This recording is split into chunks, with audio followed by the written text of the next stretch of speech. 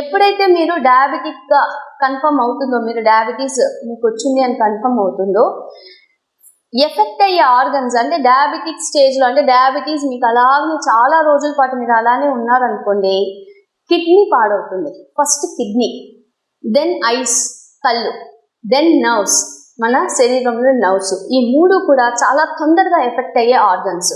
So kidney failure అవ్వడం చూస్తాము.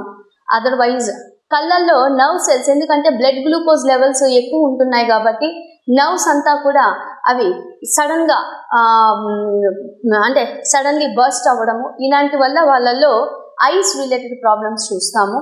నర్వ్స్లో blood glucose మొత్తం కూడా బ్లడ్ మొత్తం ట్రాన్స్మిట్ చేసేది నర్వ్సే కాబట్టి nervous system disorders plus nerves వల్ల మీకు కాళ్ళల్లో మంటలు ముచ్చడము, లేదా గ్యాంగ్రీన్ ఫుట్ అంటారు. మీకు గబక్కన ఎప్పుడైనా మీరు పెద్దవాళ్ళలో చూస్తూ ఉంటే ఏదైనా గుచ్చుకుంది అనుకోండి, షుగర్ ఉండే వాళ్ళని మనం అప్పటికప్పుడు కానీ ట్రీట్ చేయలేదు అని అంటే వాళ్ళని యాంపిట్ చేయాలి, అంటే లెగ్ యాంపిటేషన్ చేయడం, లేదు అంటే కాలి వేళ్ళని కట్ చేయడం లాంటివి. ఎందుకంటే ఇన్ఫెక్షన్ చాలా తొందరగా వాళ్ళకి పాకుతూ ఉంటుంది.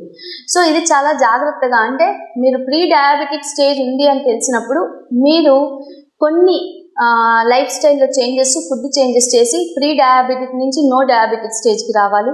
ఆల్రెడీ డయాబెటిక్ స్టేజ్లో ఉంటే మీ చేంజెస్ మొత్తం మీరు తీసుకునే ఫుడ్, డైట్, ఎక్సర్సైజ్, లైఫ్ స్టైల్లో చేంజెస్ చేసుకొని యోగా లాంటివి చిన్నపాటి ప్రాక్టీసెస్ చేసుకుంటే డెఫినెట్లీ మీరు డయాబెటీస్ని తగ్గించుకోవచ్చు.